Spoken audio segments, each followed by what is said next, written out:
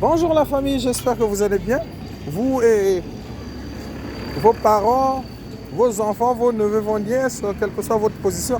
Comme dit un de mes grands Yamolo, apôtre Bissila, soyez salués selon votre position de Sonago. Bon, bref, il se reconnaîtra. J'espère que vous allez bien. J'ai voulu m'entretenir avec vous concernant un certain nombre de sujets d'actualité.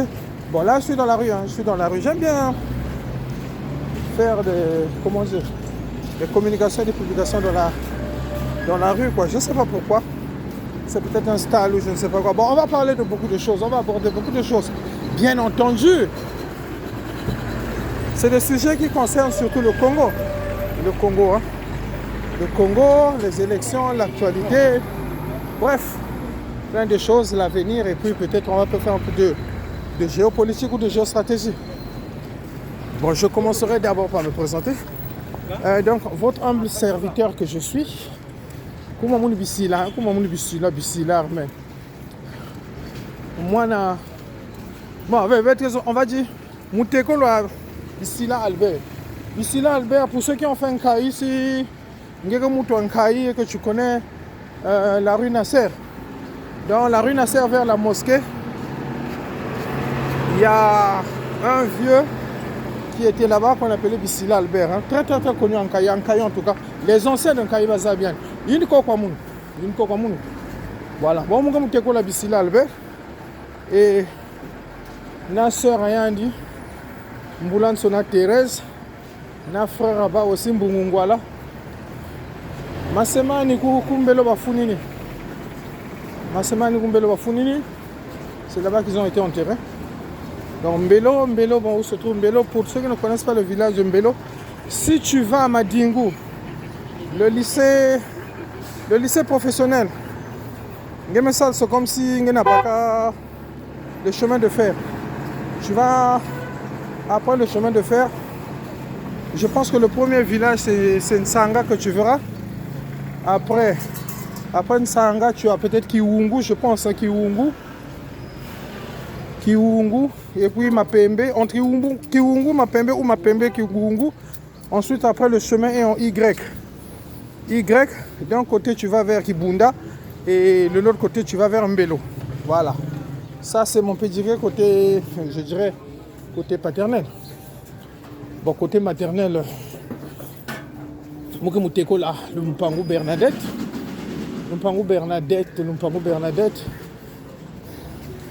Et mwana mandandu, mwana makipinda. Non, plutôt mwana mandandu et mwana makipinza. On va dire quoi? Basunji Bampangala, je crois que c'est Basunji Bampangala. Donc, si on est mon amour Bamvila, bon, les vrais Congos ils connaissent. Hein. Bon, les Congos aliénés ou les Congos qui ne connaissent pas leurs origines, ils ne sauront pas. Les vrais Congos donc.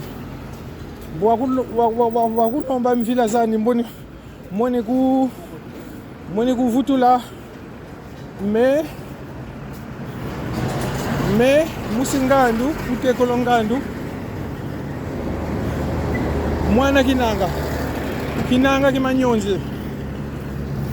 Kimanyonzi du côté de on va dire Simukeng, dans la zone de Madingu là-bas. Bref. Bon, maintenant, Bisingandu c'est plutôt du côté de Kindamba. Bref, ça c'est mon petit gars. On va maintenant aller droit au but. Bon, c'est quand même assez curieux. Voilà quelqu'un qui est résident au Sénégal depuis quoi? 20 ans, 25 ans, ça fait longtemps que je suis là. Baka que son jour, yanga andu wara. Na wara tena congolais. Oh, diga mon ningo. On comme ça on wara force. Mais n'empêche que ce dans le Sénégal, c'est parce qu'il fait bon vivre au Sénégal et puis il y a la paix, il y a la sécurité, il y a une certaine quiétude et puis un cadre de vie que j'aime bien. Et puis bon, en tout temps je travaille ici. Hein. Donc, quand j'ai un CDI ici, bon alors pourquoi est-ce que alors que j'ai un CDI ici, vous comprenez? Mais il n'empêche que même si tu es à l'étranger, comme on dit, I'm thinking about my country, my native country, the country which give me all that I am. Donc on ne peut pas s'empêcher de penser à son pays. Et d'ailleurs, je pense que c'est ça qui est dans la règle des choses. Lorsque la nature t'a offert des choses, a été généreuse avec toi, si ton pays t'a offert des choses, le devoir que tu as, c'est de rendre à ton pays ce qu'il t'a donné. C'est ça qui est dans l'ordre des choses. Donc le fait d'être à l'étranger ne signifie pas forcément qu'on est détaché de ses origines, quoi. Bien au contraire. Enfin, nous les patriotes, ils savent que voilà, c'est pas une raison. Bon, revenons à nos vaches. On va parler de 2026. 2026, il y aura les élections au Congo, non? Les Congolais vont aller voter celui qui sera à la tête de l'État. Bon. Nous, on ne va pas attendre 2026 pour commencer à se positionner. Pour ce bateau, on va se positionner déjà.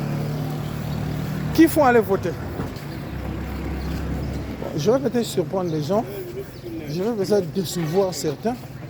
Mais moi, si j'étais au Congo, il y aura deux options. Si je devais aller voter, soit, et dans ce cas c'est inutile, tu es inutile dans la... Ou bien vous voter, allez prendre position. Mais s'il faut voter quelqu'un, on va voter Sassou. Ouais, je vois déjà des gens choqués. Ah, bon moyen. Il a déjà reçu son guéri. Oui, il a déjà reçu son guéri. Moi je vous dis toujours que c'est un gars du PCT ou Changol. Moussa Absak n'a venu qui il y a un corrompu. On peut ça déjà mbongo. Avec vous avez déjà guéri à un de combrir babantu. Il y a qui babantu. Il y a aussi une position qui va la clairver. Bezave. Il va dans quelle position? Vous bezave dans quel camp? Bon, maintenant je vais être clair et limpide. Moi je n'ai qu'un seul camp. Je n'ai qu'une seule position. Ma position, mon camp, c'est le Congo. Voilà, ma position, mon camp, c'est le Congo. Et le Congo dans ce qu'on appelle la longue durée. Le Congo dans le temps long. Parce que je peux vous garantir 50 ans dans la vie d'une nation, d'un peuple. C'est petit. C'est vraiment petit. Donc vous êtes dans le temps court, moi je suis dans le temps long. Pourquoi est-ce que moi je dis qu'il faut aller voter Sassou? Parce que de toutes les façons, que vous allez aux élections, que vous n'allez pas aux élections, on sait déjà comment ça se passe. À 3h du matin, le lion de Mpouya, à Kouyaka, a publié le résultat, Sassou Nguesso a gagné.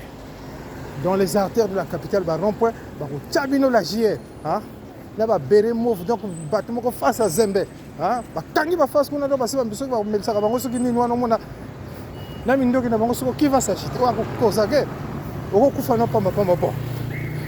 Quand tu as déjà un tableau pareil, tu veux faire quoi? Allez te battre.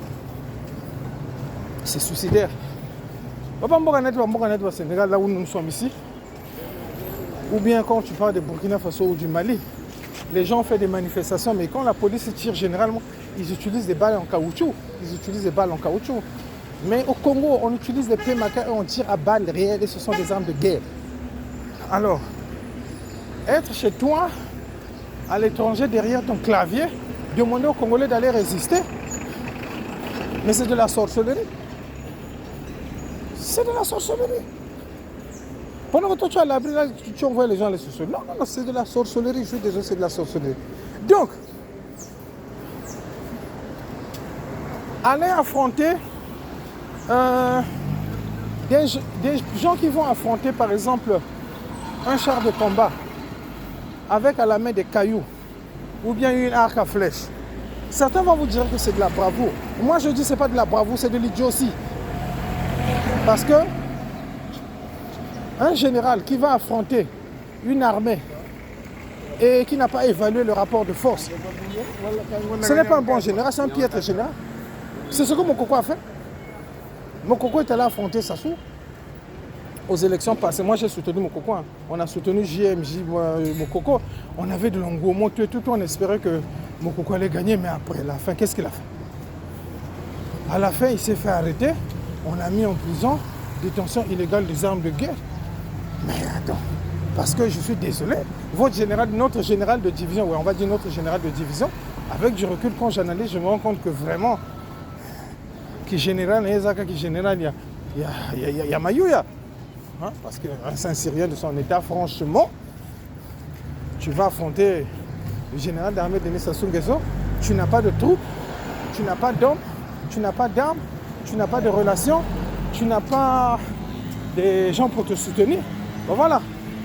Donc maintenant, si vous voulez faire, les gens veulent faire le remake de l'autre là, ça ne sert à rien. Ça ne veut pas dire qu'on donne un blanc-seing à l'autre pour qu'il puisse voler, mais non, mais la réalité, elle est là, la réalité, elle est là. Donc vous le voulez ou pas, c'est comme ça que ça va se passer. Bon, plutôt que les gens aillent se mourir inutilement. Bon, après, cette classe politique qui nous dirige là, depuis 1969 jusqu'à présent, ce sont les mêmes, ils se connaissent, hein. Ils se connaissent tous, hein. Ils se connaissent, vous venez Nabino. On est tous des Congolais, il y a des mariages, il y a des alliances, il y a des ceci. Il y a toujours des passerelles où les gens peuvent discuter entre eux. Bon, à un certain moment, il faut plutôt prêcher, exhorter par la persuasion, par le magistère de la parole. Moi, je suis plutôt pour le magistère de la parole parce que je crois au magistère de la parole. Et que si vous parlez aux gens, vous les exhortez à prendre un minimum de conscience, à un certain moment, ils peuvent changer. Là, c'est comme ça. Donc, nous espérons que les choses vont changer, mais persuader les gens et leur faire comprendre que d'accord, pour le moment, c'est vous qui tenez le bout. C'est vous qui tenez ce système depuis, je ne sais pas, 40 ans ou je ne sais pas, 45 ans, peut-être 50 ans. Mais à un certain moment, tout le monde est clair. On n'a pas besoin d'être aveugle pour voir que le pays va à la dérive. Il y a une crise multidimensionnelle qui est au Congo. Et disons-nous la vérité, Koline Makoso qui n'a pas de vue. Et les gens veulent tirer sur lui à boulet rouge, que non, il est incompétent. Il y a que Mamba Koline Makosové. Aujourd'hui, quelle que soit la personne que vous mettrez à la tête du Congo, quel que soit le technocrate que vous mettrez, avec le même système, avec les mêmes hommes, avec la même mentalité, avec le même exécutif, vous soyez-en sûr, rien ne marchera. Parce que nous avons une mentalité, nous avons une façon de gérer qui fait que bon, voilà, c'est comme ça. Bon, revenons maintenant à vos candidats. On entend par-ci, par-là, la candidature de Ntoumi. Moi, je reste convaincu que Ntoumi est une créature du pouvoir. Parce que le commissaire Lissa, Mokoko sont en prison. Le motif, c'est quoi? Détention illégale d'armes de guerre. Mais Ntoumi a fait pire. Rébellion. Rébellion. Et pour quelle raison? Conseil national de résistance. Résistance pour la restauration de la démocratie. Bon, parlons peu, parlons bien, concrètement parlons. On coince que ce monsieur a contribué à la restauration de la démocratie. Évidemment, tu as toujours certains fanatiques qui pensent que Ntoumi, Frédéric Vinsangou, c'est quelqu'un qui est assez puissant, assez fort pour pouvoir secouer le baobab. Et vous allez voir, hein, la plupart de ces personnes-là qui le font, c'est des laris. Et moi, ça ne m'étonne pas. Je ne dis pas tous les laris, hein, mais la plupart de ceux qui le font, là, vous allez voir, là, la plupart, c'est des laris. Bon, ça, on comprend parce qu'il y a une partie des laris qui sont nostalgiques, je ne sais pas moi, d'un messianisme politique. Ils sont à la quête d'un messie, d'un Moulousi ou je ne sais pas quoi. Et pour eux, voilà, dès qu'ils voient quelqu'un qui ressemble plus ou moins à ce profil, quoi, voilà, on crée tout un mythe autour et puis voilà. Ça a été fait avec l'abbé Fulbert Yulou, ça a été fait avec Bernard Collé-Lapère, à un moment ça a été fait aussi avec Paco. Et aujourd'hui, ça va avec Ntoumi. Je me souviens bien, moi je me souviens, il y a une manifestation qui s'est faite en France où les gens étaient en train de chanter. Tata parfait, tout noir niné, gachirata de tomé. Ce jour-là, j'ai dit waouh! Donc vous faites maintenant la litanie des saints, quoi. Litanie des saints, hein? Donc Tata Parfait doit se battre pour vous. Tu vois, quand les gens ça arrive à ce niveau-là, ce niveau, je dirais, d'aliénation. Ah. Et ça m'a pas si, mais bon, tout ça, boni. Hein? Tous les habitants sont les Congolais, non? Hein? Tous les habitants sont les Congolais, donc. 2000 dingaka bongo. Peut-être que nous sommes les Congolais, non? Peut-être que nous sommes Fasuina, quelqu'un qui a besoin de Babou. Bon, on fait avec. Bon. Mon papa du quartier là, Papa Pascal, le chef de l'opposition constitutionnelle. Parce qu'il y a une opposition constitutionnelle, une opposition non constitutionnelle. Mais si tu es dans une opposition non constitutionnelle, normalement tu n'as même pas droit au chapitre droit de cité. Bon, il y a une opposition constitutionnelle. C'est-à-dire, lui, il est l'homme de l'opposition constitutionnelle. Donc, il y a un budget, il y a de l'État voté qui a rendu. Hein? Il a un budget que l'État lui a voté. Maintenant, il y a un qui dit avec quelques babas Antoine Mitoulak tout autour. Il y a état-major, il y a parti à Yandi, non? UPADES. UPADES. Parti à Baniboulek. C'est pas moi qui ai dit ça. C'est ce que les gens pensent. L'UPADES de Pascal Lissouba était un parti qui était universel parce que Pascal Lissouba a été voté à Ouesso, à Imfondo, un peu partout, dans toutes les régions du pays. Surtout à Ouesso, il a fait un bon score à Ouesso, hein, Pascal Lissouba. Et dans tout le pays, quoi. Mais l'UPADES, dans l'exercice du pouvoir, franchement, ça n'a pas été vraiment ça, quoi. Bon, évidemment, il y a aussi un peu les crocs en jambes et les coups bas aussi du PCT qui étaient derrière.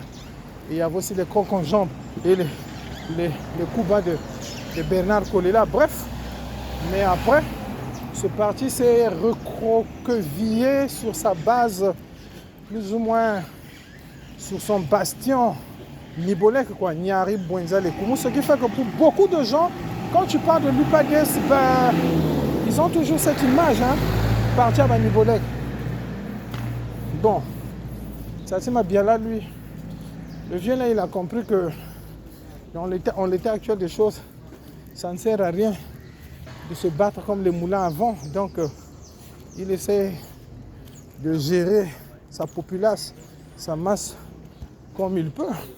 Et là-bas aussi, tu as aussi des nostalgiques qui sont là.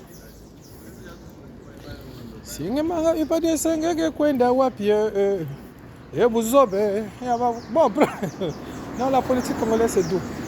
Bref, donc, de toute façon, que vous allez voter, que vous n'allez pas voter, Sassou va gagner. Bon, moi, je vous dis, allez voter Sassou. Comme ça, après, on règle ce problème une fois pour toutes. Et puis, bon, on continue la marche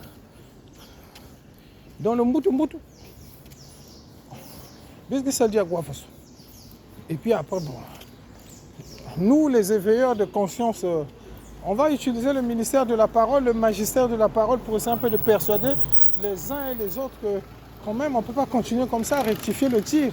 Parce qu'on ne peut pas continuer comme ça, ce n'est pas bon. C'est tout ce qu'on peut faire. Et ne sous-estimez jamais le pouvoir de la parole parce que la parole elle est puissante. Toutes choses ont été faites par la parole. Rien de ce qui a été fait n'a été fait sans elle. Voilà, bref.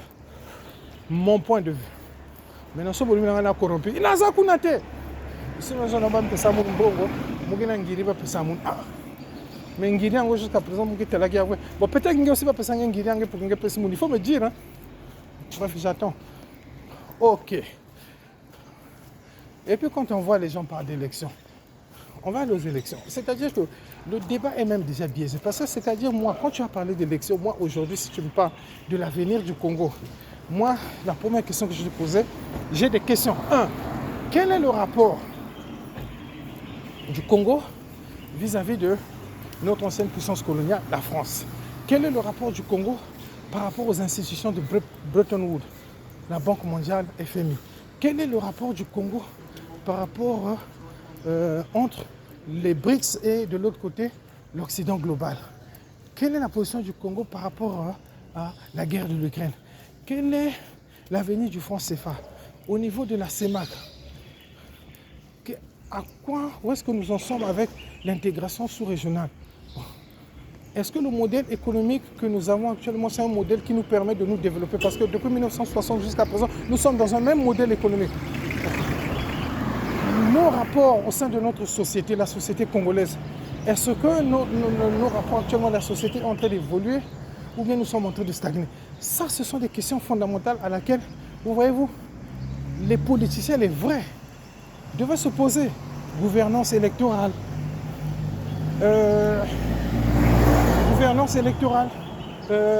Notre rapport avec les institutions.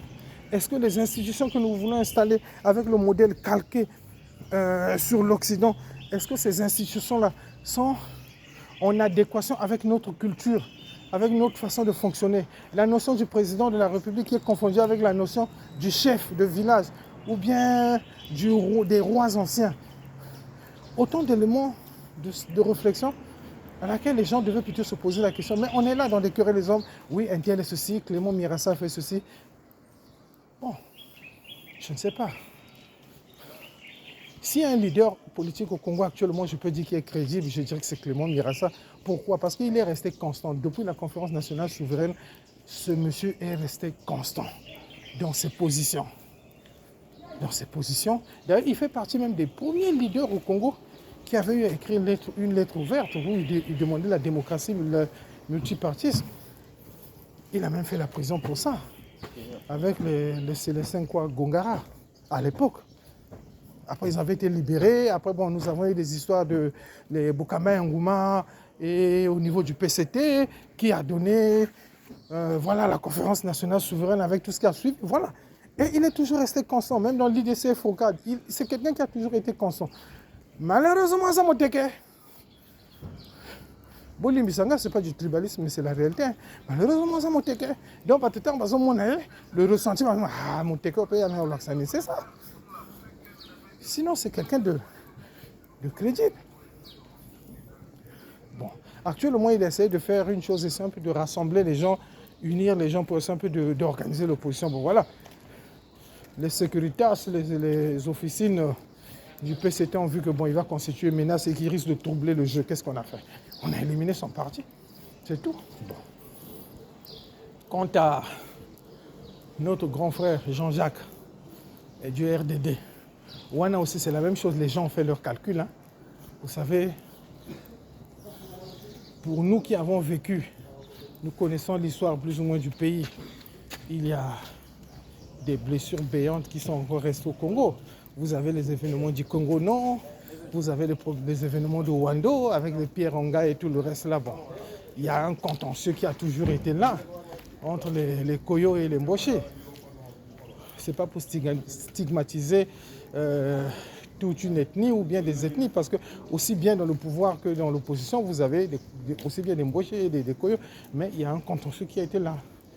Il y a un contentieux qui est là, et ce contentieux a été encore exacerbé avec l'histoire du pot qui devait entrer à Aboya, à Ouando, là où Aboya avait fait l'autre là. Aboya avait eu à tirer sur quelqu'un qui était décédé, et ensuite il les a réfugiés à Mpila. Bon, le prétexte que les gens de l'UPADES avaient eu, c'était aller arrêter Aboya. Et c'est ça qui a déclenché la guerre du 5 juin. Voilà, c'est ça. C'est ça qui a déclenché la guerre du 5 juin. Donc, ceux qui connaissent l'histoire, ceux qui ont la profondeur historique, quand ils tiennent compte de tous ces éléments-là, bon, et que le fils, Jean-Jacques, continue encore à s'agiter, plutôt que la mayonnaise puisse penser qu'est-ce qu'ils ont fait. Bon, on a éliminé de l'autre de la liste électorale, c'est tout. Ce n'est que ça. Yumana plan et Yankepena plan, c'est ça. La problématique, elle est là pour éviter que, qu'on puisse exacerber et réveiller encore ces tensions. Et même pendant la guerre que nous avons eue dans les années 97 là. Il s'est passé du ça, là au Rwanda, il s'est passé des choses. Hein. Donc, c'est autant d'éléments qu'à un moment, je pense que nous devons travailler à apaiser le climat social. Nous devons travailler à apaiser ces rancœurs-là, ces haines inutiles. Parce que, comme je dis toujours, hein, la plus grande richesse d'un pays, c'est sa démographie. Un peuple qui est bien formé, bien éduqué, bien sensibilisé, est un peuple qui est très efficient, qui peut accomplir les bonnes choses. Et c'est à ça que nous devons travailler. Voilà ce que j'avais à vous dire aujourd'hui. Bon, ceux qui ont apprécié, tant mieux. Ceux qui n'ont pas apprécié, tant pis. Ceux qui vont dire que oh non, je suis nguirisé, j'ai eu le nguiri. Bon, vous avez raison. En philosophie, vous savez, les sophistes, Protagoras, d'Abdère, par exemple, ils disent la vérité, elle est relative. L'homme est la mesure de toutes choses, de l'être, du non-être, de ce qui est et de ce qui n'est pas. Donc, si tu penses avoir une vérité et que tu penses que ta vérité, elle est vraie et que moi, je suis dans le faux, je dirais tout simplement que tu as raison. C'est ta vérité. Comme moi aussi, je reste convaincu que j'ai raison. Et puis voilà. Et seul le temps qui est maître et juste suprême va nous départager. Peace and love et bonne journée à vous. Bon, moi, je vais bosser. Hein. Je suis arrivé au boulot, donc je vais bosser. Nzambi va na beno, hein.